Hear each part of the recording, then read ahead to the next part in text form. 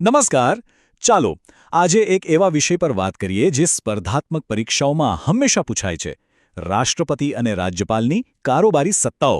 આમાં જે veto power, વટહુકમ અને માફી આપવાની સત્તા જેવા જે મુદ્દાઓ છે ને, એ ઘણાને જટિલ લાગે છે, પણ આજે આપણે એને એકદમ સરળતાથી સમજીશું.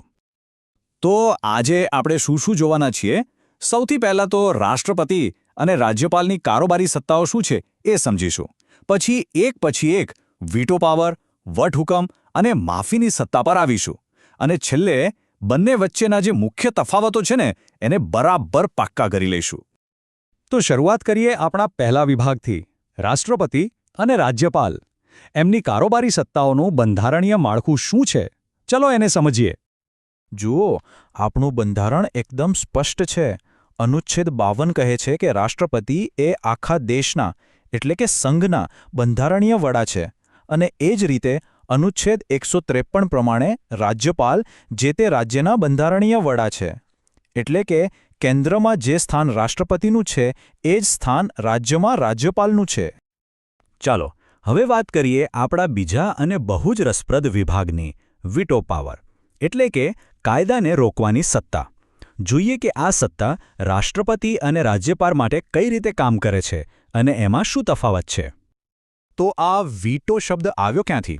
એ મૂળ લેટિન શબ્દ છે, જેનો સીધો સાધો અર્થ થાય છે હું મનાઈ કરું છું અથવા હું રોકું છું. બસ આ જ એ સત્તા છે જેનાથી કોઈ ખરડાને કાયદો બનતા અટકાવી શકાય છે. હવે ભારતમાં કારોબારી પાસે મુખ્યત્વે 3 પ્રકારના વીટો પાવર છે. પહેલો છે એબ્સોલ્યુટ વીટો, જેમાં બિલને સીધી ના પાડી દેવામાં આવે. બીજો છે સસ્પેન્સિવ વીટો, જેમાં બિલને ફરીથી વિચારવા માટે પાછું મોકલવામાં આવે. અને ત્રીજો પોકેટ વીટો, જેમાં બિલ પર કોઈ જ નિર્ણય લેવામાં આવતો નથી. તો અનુચ્છેદ 111 રાષ્ટ્રપતિને આ સત્તા આપે છે. જ્યારે સંસદ કોઈ બિલ પસાર કરીને મોકલે ત્યારે રાષ્ટ્રપતિ કાં તો મંજૂરી આપી શકે અથવા વીટો પાવર વાપરી શકે. પણ અહીં એક બહુ જ મહત્વની વાત યાદ રાખવા જેવી છે.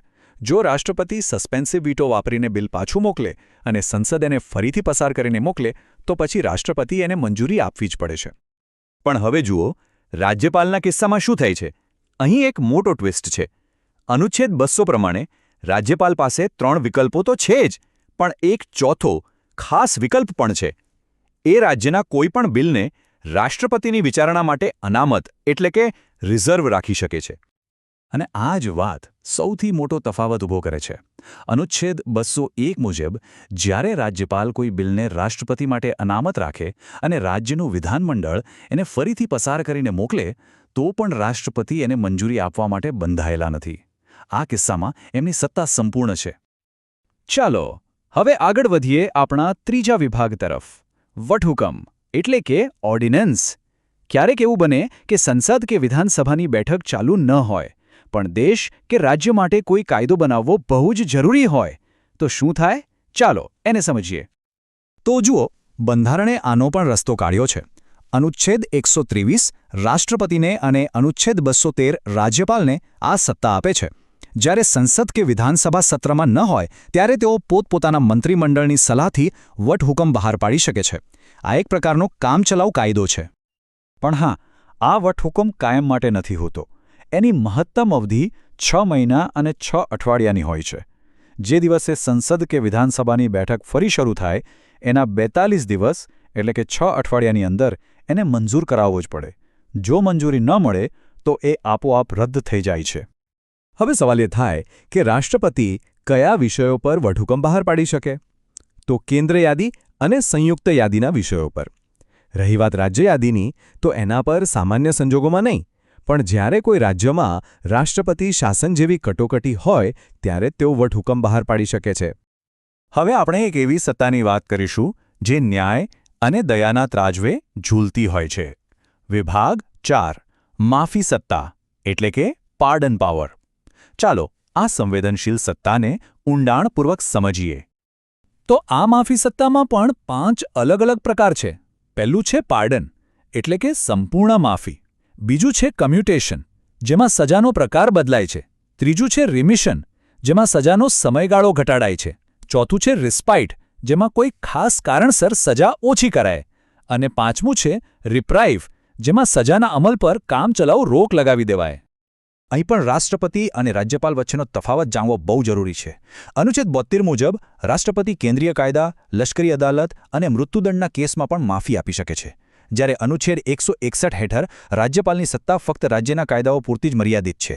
અને સૌથી મોટો તફાવત એ છે કે રાજ્યપાલ મૃત્યુદંડની સજાને સંપૂર્ણપણે માફ કરી શકતા નથી. હવે એક બહુ જ મહત્વનો સવાલ, શું રાષ્ટ્રપતિ કે રાજ્યપાલ દ્વારા માફી આપવાના નિર્ણયને કોર્ટમાં પડકારી શકાય?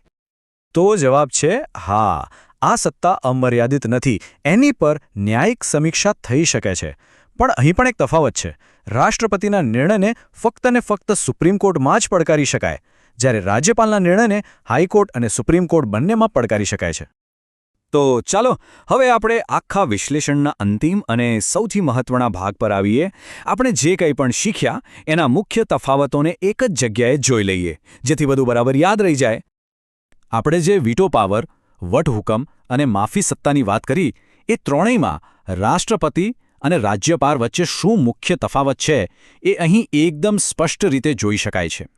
ખાસ કરીને રાજ્યના બિલ પર રાષ્ટ્રપતિની જે વીટો સત્તા છે એ કોઈપણ રીતે બંધન કરતા નથી. આ મુદ્દો હંમેશા યાદ રાખવો જોઈએ. ટૂંકમાં પરીક્ષાની દૃષ્ટિએ આ ત્રણ મુદ્દાઓ વીટો પાવર, વટહુકમ અને માફીની સત્તા ખૂબ જ મહત્વના છે. રાષ્ટ્રપતિ અને રાજ્યપાલ વચ્ચે આ ત્રણેય બાબતોમાં જે નાના નાના પણ નિર્ણાયક તફાવતો છે એને જો બરાબર સમજી લેવામાં આવે તો સારા માર્ક્સ મેળવવામાં ઘણી મદદ મળે છે. તો આ બધી ચર્ચા પછી એક મોટો સવાલ મનમાં રહી જ જાય છે. આ બધી કારોબારી સત્તાઓ ભારતના સંઘીય માળખામાં કેન્દ્ર અને રાજ્યો વચ્ચેનું જે નાજુક સંતુલન છે તેને ખરેખર કઈ રીતે અસર કરતી હશે? આ સવાલ પર વિચાર કરવાથી આપણને આપણી રાજકીય વ્યવસ્થાની વધુ